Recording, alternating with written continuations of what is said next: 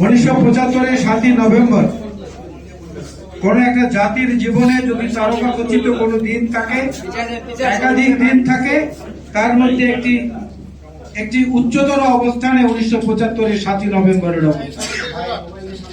7ই November Ziaur Rahman সাহেব শুধু রাজনীতির কিংবা আলোর পাদপীঠে এসেছেন তা নয়, বরং জিয়াউর রহমান সেদিন বাংলাদেশের মানুষকে নতুন করে আবার শিখিয়েছেন যে স্বাধীনতার চেয়ে সার্বভৌমত্ব রক্ষা করা অনেক কঠিন। সেদিন তিনি বোঝাতে সক্ষম হয়েছেন যে ক্যান্টনমেন্ট কোনো অচ্ছুত জায়গা নয়। ক্যান্টনমেন্ট হচ্ছে সেই জায়গা যেটা বাংলাদেশের একটা রক্তে রঞ্জিত স্বাধীন একটা দেশের প্রতিরক্ষা ব্যবস্থা এবং সার্বভৌমত্ব রক্ষার জন্য উপযুক্ত হিসাবে গড়ে তোলার একটা ঘাঁটি হচ্ছে ক্যান্টনমেন্ট। এবং এই 7ই নভেম্বরের মধ্য দিয়ে তিনি শিখিয়েছেন যে আধিপত্যবাদ এবং সম্প্রসারণবাদের বিরুদ্ধে নিজেদের আত্মশক্তিতে বলিয়ান হয়ে আত্মপরিচয়ে কিভাবে পৃথিবীর মানচিত্রে টিকে থাকা যায় সেটা জিয়াউর রহমান নিজে করে প্রমাণ করে দেখিয়েছেন তার সহযোদ্ধাদের সহ। এই জায়গাটা হচ্ছে 7ই নভেম্বরের আলাদা একটা তাৎপর্য। আমাদের জাতীয় জীবনে যেমন স্বাধীনতা দিবস, 1971 ডিসেম্বরের বিজয় দিবস, 7ই নভেম্বর তার চেয়েও সমান্তরাল ভাবে এগিয়ে চলেছে, আরো অনেক তাৎপর্য বহন করে। অনেক রকমের বিতর্ক ছিল স্বাধীনতার পরে এবং বিতর্কটা সৃষ্টি করেছিলেন আজকের বিতর্কের সৃষ্টির পেছনে যারা, সেই আওয়ামী লীগ। 1970 নির্বাচনে বাংলাদেশ এই অঞ্চলের মানুষ, পূর্ব পাকিস্তানের মানুষ যাদেরকে ভোট দিয়ে প্রতিনিধি নির্বাচিত করেছিল, তাদের হাতে ক্ষমতা হস্তান্তর করা হয় নাই। শুধু এই কারণেই তো প্রতিরোধ, প্রতিবাদ এবং মুক্তিযুদ্ধ। একটা ভোটের অধিকারের জন্য যাদের জন্য জীবন দিল, যে নেতার জন্য দোয়া মোনাজাত করলো, যে নেতার জন্য কোরআন শরীফ খতম করলো, যে নেতার জন্য মন্দিরে গির্জায় প্রার্থনা হলো যে পাকিস্তান থেকে ভালোভাবে ফিরে আসুক, দেশের দায়িত্ব নিক। দেশে এসেই তিনি সম্রাট হয়ে গেলেন, রাজা হয়ে গেলেন।